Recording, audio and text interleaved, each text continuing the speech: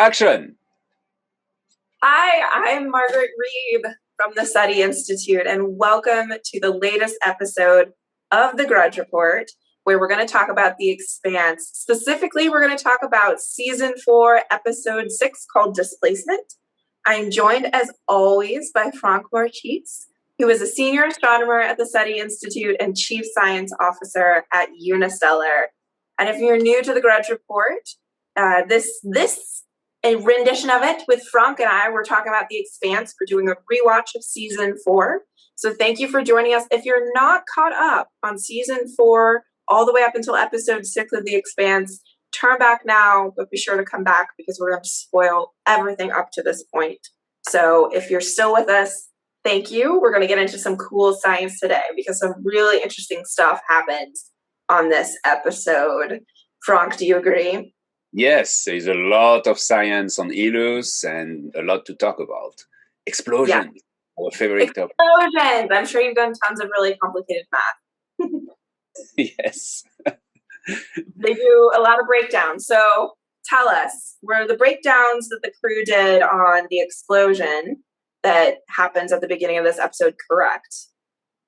Yeah, so this there is a spacecraft in orbit around Ilus, and they detect the explosion of the island. One of the island, maybe you should remind people that those islands was getting hotter and hotter in the previous episode. So one of them blew up, and this explosion will have an impact, of course, because. First of all, during the episode, we had this amazing announcement from one of the engineers on board the spacecraft, announcing that the energy of the blast energy will be 50,000 exajoules. So what is 50,000 exajoules? A lot, I'm guessing. A lot. And we'll say a lot because, I mean, it should be a lot. She looked very panicking when she said that. I searched a little bit about this. So first of all, I must admit that I don't know all the units. I know what is a joules. Yes, I know. You don't know what an exajoule is? No, I had to search because it's one of You're going to have to turn in your PhD, Franck. I know. We don't know all of them. And in fact, that's one of the reasons I like doing this show, because it forced me to go back to the literature and look for something that I thought I knew. So exa is a prefix standardized by the International System of Unit. In exa means 10 to the 18. So that's what, if it's 1 exajoule is 1 and 18 zeros. Okay.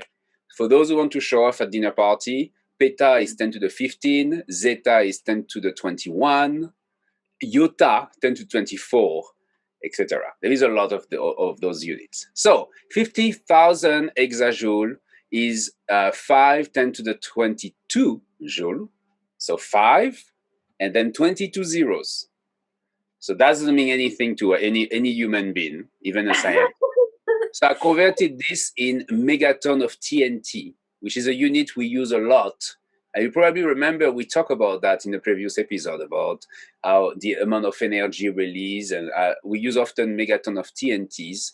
It's kind of the equivalent. The TNT is an explosive, so how much? Right, it just gives people that visual where joule doesn't. But joule is a unit of energy, right? That's how we measure energy. Exactly. Yes. So this is 12 million megaton of TNTs. So what is 12 million megaton of TNTs?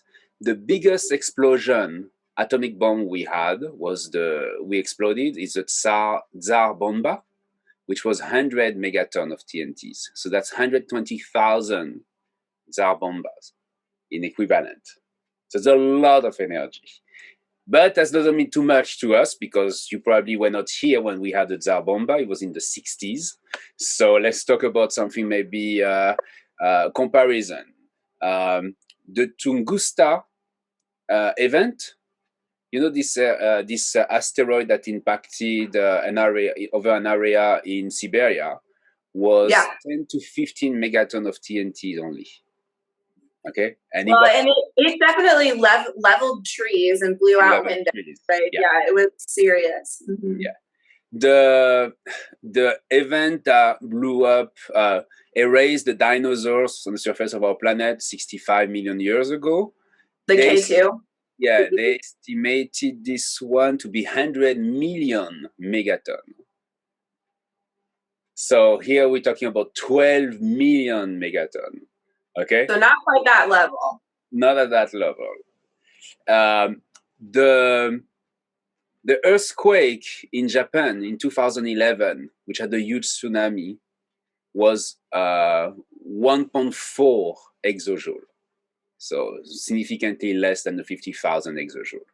So that gives you an idea of the amount of energy. So it's between Tunguska and Chicxulub, the earthquake, the asteroid that destroyed the biosphere on our planet. It's a lot of energy. Someone say the planet will be different tomorrow after this because of this explosion, and that's true.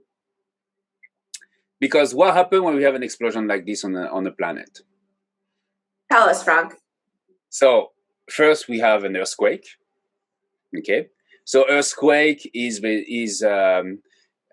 it's due to the propagation of the energy through the crust of our planet. Earthquake propagates using through what we call P and S waves. I'm not going to go through the details, but the P wave are faster. They go to they travel at the speed of between 2 to 10 kilometers per second, and they and those waves bounce on different area of our planet. So our planet is not homogeneous. It's not a homogeneous rock. It's made of, there is a crust, then there is the different area with different density, there is a nucleus, etc. So the P and S wave bounce on this area and propagate through the planet. So that's the reason they are faster. And that's the thing that they say in the movie, you're going to have an earthquake in probably, I think it was 7 hours or something like that. Right, something like that. Yeah, because the earthquake is produced by the propagation of the PS waves. And then after this... Well, and the earthquake is the material, the Earth's material or the planet's material settling after those waves, right? Reacting to the waves. So the earthquake they will feel is the vibration due to the explosion that happened on the other side of the planet. Okay. Mm-hmm. And then it will be followed, and she mentioned that, by a shock wave. So the shock wave is basically an air blast. So in this case, it's a propagation, and we see it in the movie for a while. When there is a gigantic explosion, there is a blast, and this blast is basically it's a shock wave. It's propagation of a disturbance through the atmosphere. Okay, concretely speaking, it's basically a high pressure coming toward you. So it's going to be wind, for instance, very strong wind. And she mentioned that the wind will be up to 200 meters per second. They estimate that. The propagation of shock wave, the speed of the shock wave is typically the speed of sound on the planet. So in this case, we are talking about 340 meters per second or 0.3 kilometers per second, if you want to compare to the P and S wave. So this will arrive later on. And then, because remember that Ilus is basically made of one gigantic continent and a few islands, and the explosion happened on one island, we also have a tsunami. So in this case, the tsunami is produced by a wave that propagates on the surface of the ocean. The speed of a tsunami varies with the depth of the ocean. So it's very difficult to quantify it. Apparently, they have a very good estimate of the topology of the planet, because she basically made a prediction of when the tsunami waves will arrive, and it will arrive slightly after the shock wave. And it's interesting because the math on Earth does work.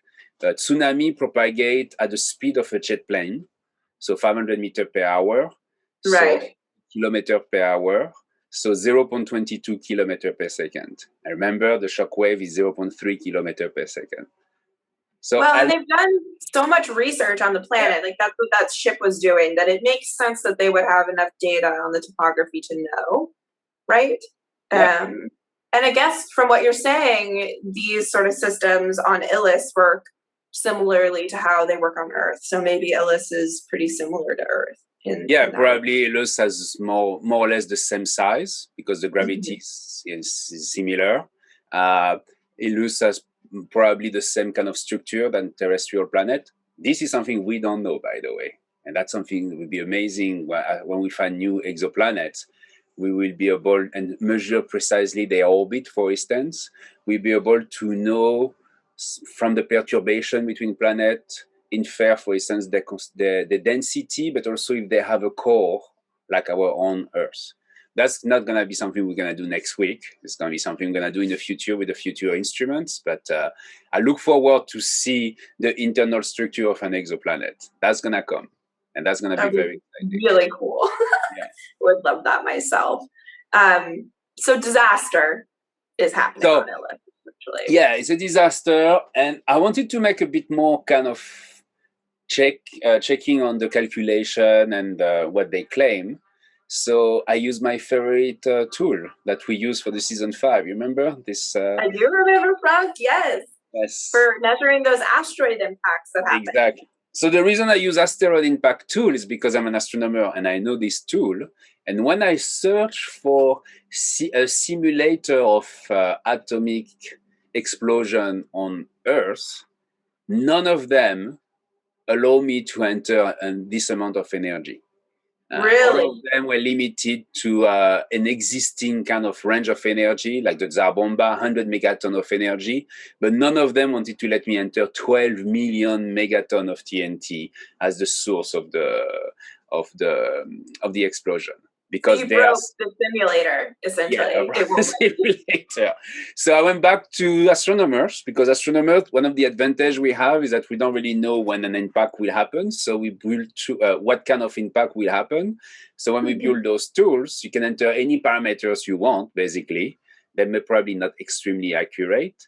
But I play with that, and I noticed some discrepancies between what we see in the show and what they say about the amount of energy. Okay. Well, what were the discrepancies? So they claim that it's 50,000 exajoules. So it's 5 10 to the 22 joules. Okay. So I check, we can get 5 10 to the 22 joules of energy released in an atmosphere of a planet if you have a 50 kilometer, 50 asteroid with a density of 5 grams cc impacting our planet with an angle of 40 degrees. I'm not going to go through the details of that, but that gives you an idea. And that releases the same amount of energy. Okay?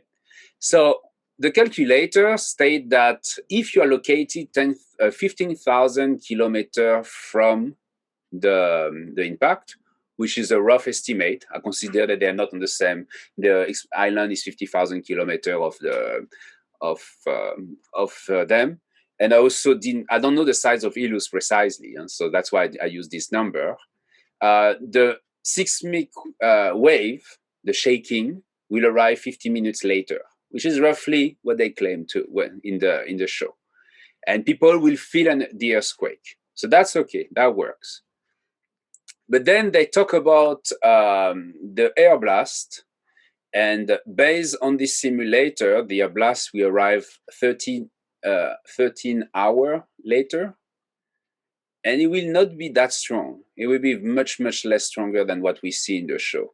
Even with that really big impact, or the really big explosion, it still wouldn't be that strong. Yeah, they will be basically, you will hear very loud noise, and the wind will be 4 miles per hour. So be far away from this 200 meters per second that she claims. It's a factor of 100. So if you want to have this kind of earthquake or this kind of shock wave that we see in the show, you need to have an asteroid that releases 10 to the 25th joules of energy. So since you follow my classes on units, and you also say that I should know that because I have a PhD, remember 10 to the 25th is 10 yotajoule. That's the name. A iota is 10 to the 24. There we go.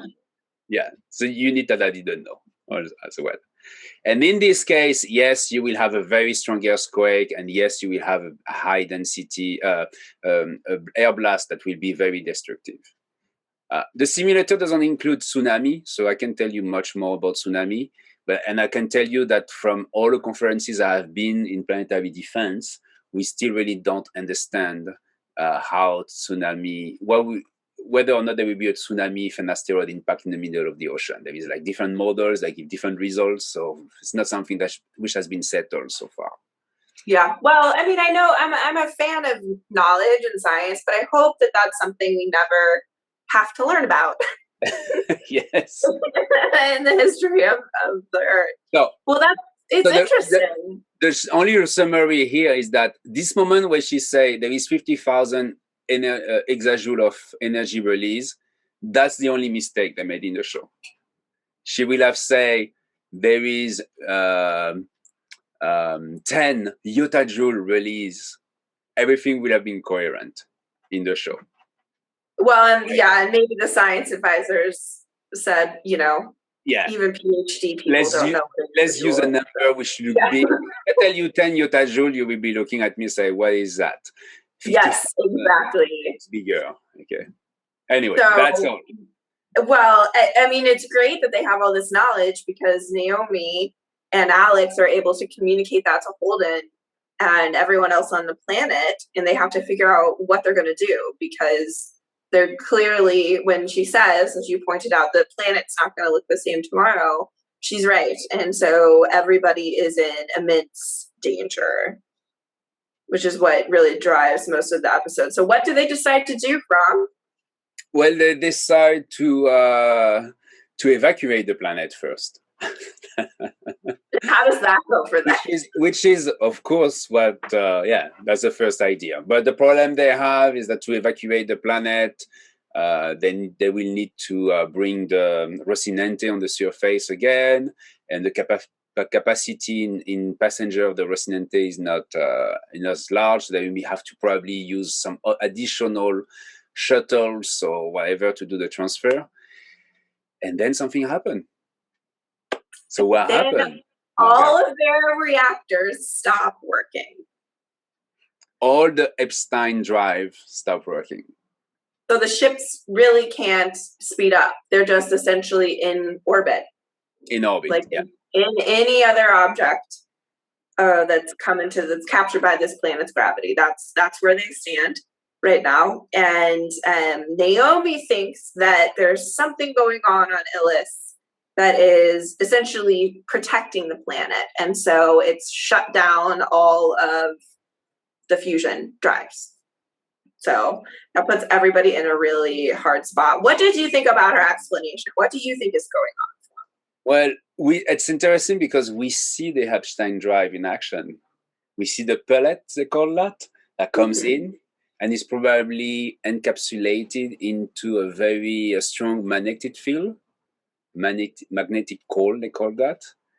And but we see that this is not happening, and the pellet fall on something on the surface. Basically, is not captured. So why is this? We don't know. But there is multiple things in this moment here. So first of all, suddenly the Epstein drive stopped working, and some point say, well, it's because the blue goo. to talk about the good old blue goo. Yeah, make this happen. I'm sorry, but the base of science is that the universal law, or the law of physics are universal, right? So the blue goo is not magically stopping the law of physics. We need to find a better explanation. I don't know much about Epstein drive because they're not real. Just maybe we should mention that to people. We don't have Epstein drive. It's something that it exists only in the Expanse. So, but I look in the literature of the Expanse, how this Epstein drive works, and it's basically what I thought it was. The material is being basically contained into this magnetic core and contracted, and then high energy, and then this produces fusion. Fusion is the effect when you put atoms together, the nucleus come together, forming another type of atom, and this fusion produces as well energy. That's all I can say because of the Epstein drive. So if this all of them stop working, it should be something essential, fundamental in the technology of Epstein drive. And I think the easiest way will be to the very strong disturbance of the magnetic field. So in fact, the magnetic core cannot sustain itself. So somehow on the planet, there will be some very strong distortion of the magnetic field. And you remember the previous episode, we talked about the fact that this is kind of a planet which has been technology form, basically. They probably somehow modify the interior of the planet to get energy, to build these weird structures. We don't really know what, but they modify. They have the drills. They have drills, and the ancient ruins clearly go deep into the ground. So it would make sense. They can change the magnetic field of the planet because the magnetic field of the planet is produced by motion inside motion of particles and the spin of the planet. Inside the core. Totally making this up while I'm talking to you, but that could be the technology they're using to disturb the Epstein drive. Okay, so what's happening? I just love this season because I love the technology and the mystery and the ruins, and it's very, very interesting to me. I really, really like this episode. So yes, there's something crazy going on, and it seems like all the plans to save the folks who are on the planets keep falling through. Because like you said, getting off the planet was the first choice, and now that's completely thrown out the window. And so their second plan is to go to the ruins, and they blow a hole in the nearest ruin and start lowering people inside of it. So, would you, if your life was online, would you go into alien ruins? Yes. Yes. And even if my life was not, I will totally. I would have blew up one of those things a long time ago and check inside what exactly is happening. Yeah. I'm surprised, in fact, that the Belters did not do that, because you go to a planet and there is these gigantic structures. Of course, you want to know what are those. So those are. So what you do, you make a hole and you explore them. At least you send a few of your people to explore this. Right? Apparently they didn't do that. You would think, but maybe they were just so. There's probably some sort of metaphor or lesson in the fact that the Belters and the Inners who arrived first on the planet were too busy fighting each other to really try and explore what was going on the planet and looking at the alien technology. But they have no choice now, and they're heading inside. Something else weird is going on because. You want to talk about space? Yeah, I want to talk about the Barb, the spacecraft. Okay, let's talk about the Barb. Because so there is 3 spaceships in orbit around the planet, right? And none of them have can control their can activate the Epstein drive, but one of them, the Barb, is at very low orbit. And the reason is at low orbit, they explain it, is because the Barb is the Belter spaceship, and it's the one that they use to transfer the minerals they mine from the surface of the planet to the spaceship. So of course, the lower it is, the better, because you can do that faster using less energy. But there is a problem now, because since the Barb doesn't have an Epstein drive, it cannot basically move around, right? And the planet has an atmosphere. So when a planet has an atmosphere, you can imagine that the atmosphere is not continuous; it's getting less and less dense, as you can see basically on the image you have behind you. The background you use is exactly, you can see the atmosphere, and you can see above 100 kilometers, the atmosphere is getting tenuous and tenuous. This image is perfect because you exaggerate it. In fact, the atmosphere doesn't stop. There is still some particles of some gas and dust above the atmosphere. So when a spacecraft orbits around Earth or on any planet with an atmosphere, in this case Ilus, there is a friction. Okay, so this friction makes that the spacecraft slow down, and because of Kepler law, when this slow down is coming closer as well. And that's the problem, because after a while, it's going to get closer and closer, slowed down by the denser and denser atmosphere, and we reach a moment for which the atmosphere will be so dense that it will basically fail. And we had this happen recently. So I think you're talking about the rocket that fell back down to Earth. Is that what you're talking about, Franck? Yes. This is a Long March 5B rocket from the Chinese Space Agency. So this is a rocket, a gigantic rocket that was used to launch the first module of the Chinese space station. So the launch was successful. The module is in orbit around Earth now. But what we quickly notice is that the core stage of the rocket also reached orbit.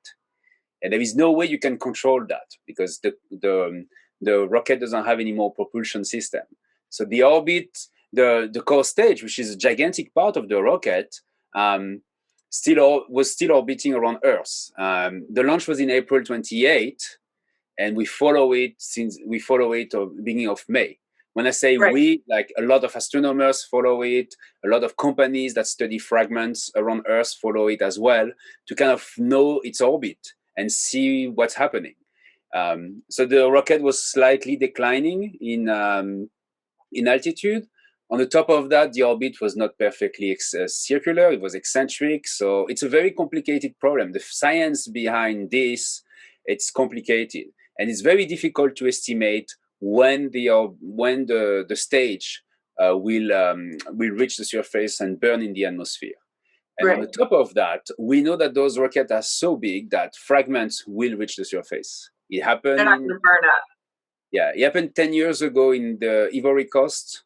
Villages got pieces of Chinese rocket and didn't kill anybody. But that could be, imagine this happened on the city which is densely populated like New York or something like that. That could be a disaster. Well, I know last episode we talked a lot about space law and how we're going to decide who owns what resources, but this I think is something that will come up more quickly. Or who has the right to put something in orbit? What happens if there's a disaster? Because you're right, it could have, anybody who shoots a rocket up into space or builds a station, something catastrophic could happen that could have terrible ramifications for people on Earth. So and the skies are getting more and more crowded. Yeah, I think one of the solutions is to impose the controlled descent of a rocket, meaning that you need to make sure that when you launch a rocket, you have a way to at least adjust its orbit. So the rocket stage falls into the ocean. I mean, Earth is made, 70% of Earth's surface is made of ocean. So the likeliness of this happening on the city is very low. And that's the gamble that the Chinese agency, but also other agencies have been doing over the years. Right. But maybe now we have more and more launches like this. We should basically start having impose a way to control the descent to make sure that the rocket fall into the ocean. The story here ended quite well. We followed this orbit. I observed it from my backyard once with the telescope, but it was so bright that you can see it with naked eye.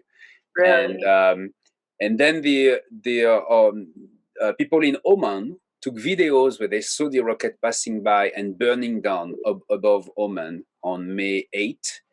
And the fragments fell into the Indian Ocean, not too far away from the Maldives. But nobody got hurt. Nobody has seen any fragments, so they are probably somewhere in the Indian Ocean. Yeah, they probably sunk, and now they're gone. Exactly. But this is, a similar process-ish to what will happen to the barb. If they don't readjust its orbit, yeah. If they don't, which they don't really seem to have a good option of doing that right now because their drive is down. So they're going to fall, maybe sink. I don't know what the right scientific term is. It will fall and burn, they said in the show. Because fall and what? Fall and burn. That's what they said. There you go. And I forgot when they can estimate that roughly, of course, though. Probably in the next episode, we're going to have an idea how long they have. But I don't think we are counting days here, apparently, not weeks or months. Right. It's going to happen pretty quickly. And it'll even happen to the Rocinante, just at a different time frame because they are higher up. So that's, I mean, again, it's a ticking time bomb for everybody on the planet. It's the tsunami and the shockwave, but mostly the tsunami. And in orbit, it's this just battle against gravity and atmosphere. And then there's something else happening to people on Illis. And I know this is super gross, but this is actually a super interesting part of the episode to me. It's whatever green nastiness is going around in people's eyes. It's clearly some sort of endemic parasite to Illis, and it has found a home in humans' eyes because the doctor realizes that her vision is getting blurry and then does a scan, which I thought was a very interesting shot. And she sees these blobs in her eye tissue. And then at the very end of the episode, when everybody's in the alien ruin, you see a little boy rub his eyes. So, and then in last episode, you saw this woman with disgusting green goo on her eyeball. So I think there's more happening with this. Did you find it gross, Franck, or did you find it intriguing like me? I find it intriguing. It's what will happen when we will explore another planet. We will probably have to face pathogens which are dangerous for us. But we're going to talk about this at length in the next episode probably, because I know that they talk a lot about it. They go, yes. But it's very... I like the way that they treat this trope in this series because there are a lot of science fiction movies and shows that I love that have this sort of plot device where we go to a new planet or we're exposed to something and it just instantly kills us, or it's this terrible death and I don't know what's going to happen in the next episode, but I don't know if it would be quite that dramatic if we encounter an alien pathogen. And there might just be I don't know, but it's just always, maybe we'll encounter a pathogen that will make us super fast or like live longer. Maybe it won't be negative. Maybe that's what's going on with the green goo. Who knows? But yes, we'll talk about it at length in the next episode. This episode, there is one thing which is interesting related to that, is that when the doctor found out that she has that in her eye, she realized, she put together quickly those observations she had with other people, and she knows that there is something happening. So there is this shock waves destroy half of the building, and she knows it's gonna come, but what she wants to do is to bring an instrument that will be useful, because she knows that she will have to face that.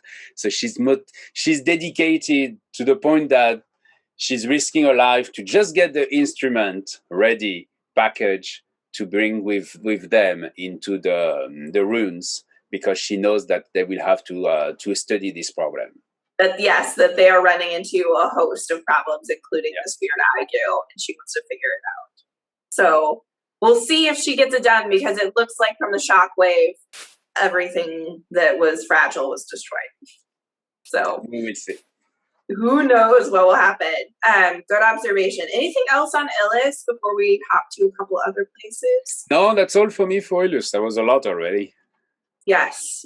I think there's some interesting stuff to talk about on Mars briefly, but it's worth noting that our friend Marco is in play once again.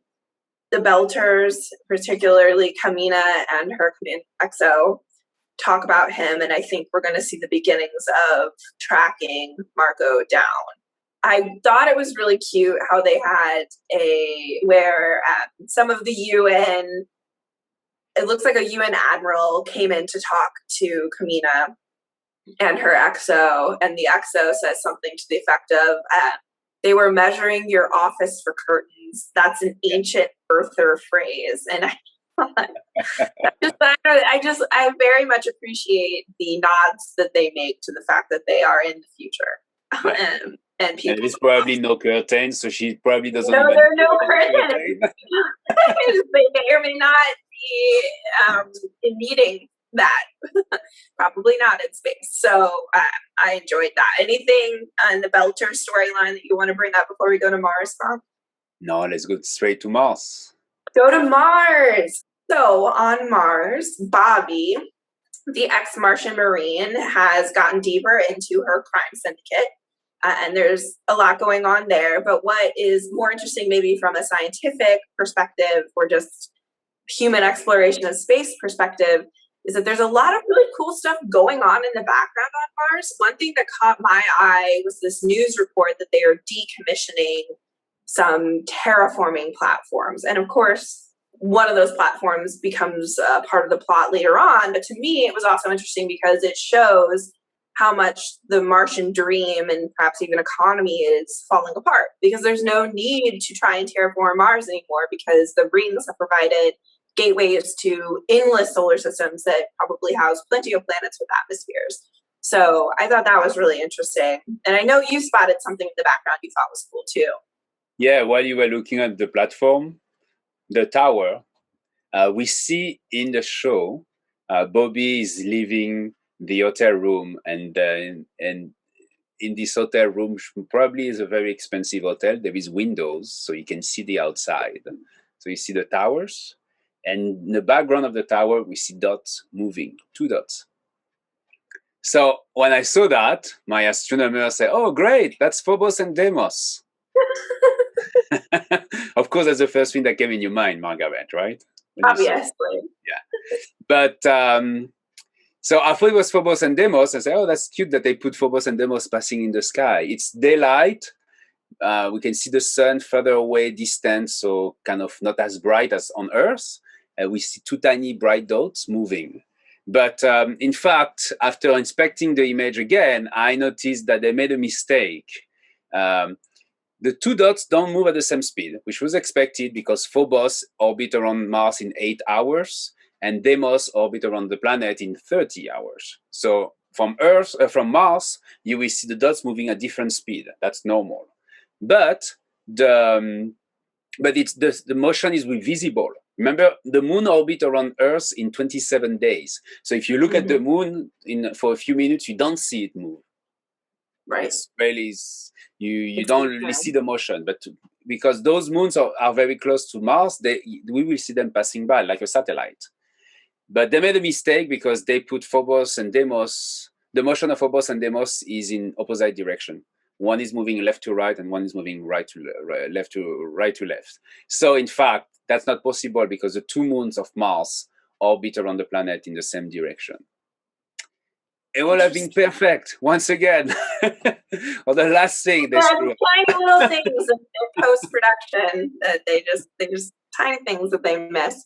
So this is not something that they talk about in The Expanse, but it's something that I personally find fascinating.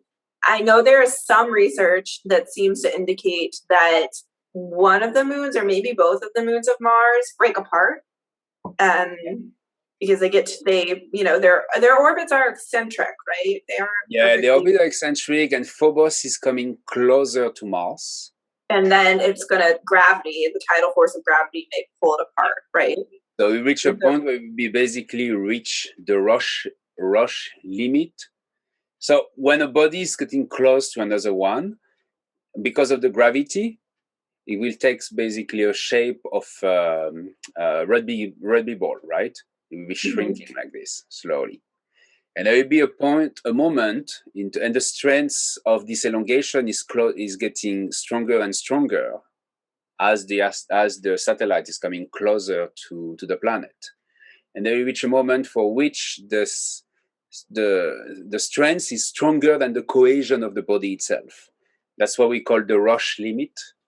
And that's a technical term we use. So when Phobos will reach the Roche limit, which will be probably in millions of years, I'm not going to give a number because I don't remember, but it's a million of years, the satellite will basically disintegrate in fragments. So Mars will have multiple moons, or maybe a ring in the future.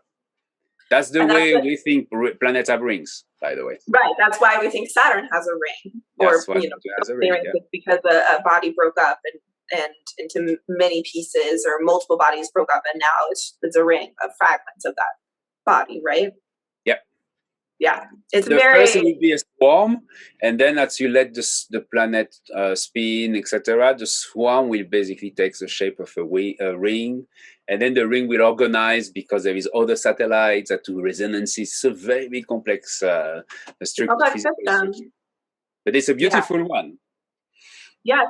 And for me, and maybe others, when you grow up and you learn about the planets and the moon and you think everything has just been this way for forever, right? But it hasn't. The solar system time frame is much longer than a human lifetime or even humanity's lifetime. But things change and planets can move and moons can break apart, and it's very, I don't know, humbling and very interesting. It's like a mystery, an ancient mystery of what's been going on in the solar system. So To glad go that back to our moon, just to finish this for our own moon, our moon is drifting away from us. We got to keep it. So we are going to lose our moon one day. Stop, Franck. I could have gone all day without hearing that. Sorry. Did I ruin your Saturday by telling you that we're going to lose our moon? Okay, you've heard it first here. I'm going to start a startup to save the moon, and I'm going to figure out how to keep it. So it's a problem that we're going to have to face in probably 100 million years. So we have plenty of time to start thinking about it. Yes. Okay, good. I'm going to draft up some plans. I'm going to go back to school for mathematics and astrophysics. And you have 100 million years to finally get all the technology we need. What will happen then? The moon will it will eventually get far enough away where it won't be in orbit around the Earth anymore because the gravity of the planet won't keep it in orbit. So then will it just continue on? I mean, it's not going to fly away because you can't fly through space. So this is a question that I didn't ask myself until we have this conversation. You knew we were going to leave the Earth, but you didn't ask yourself where it was going? No, because it's in 100 million years, so even more. So I'm like, okay, we have some more urgent problem to solve. Choose your battles. You cannot choose, or you can do everything. So, but what will happen is the moon will drift away. Its orbit will become eccentric, probably slow because of that. Because the gravity is less, will allow the moon to be perturbed and get an eccentricity. And after, I don't know, maybe we should ask Matthias to do some simulations. Our dynamicist at the SETI Institute. I'm going to ask him to do that, to do a simulation of what will happen when the moon drifts away from Earth.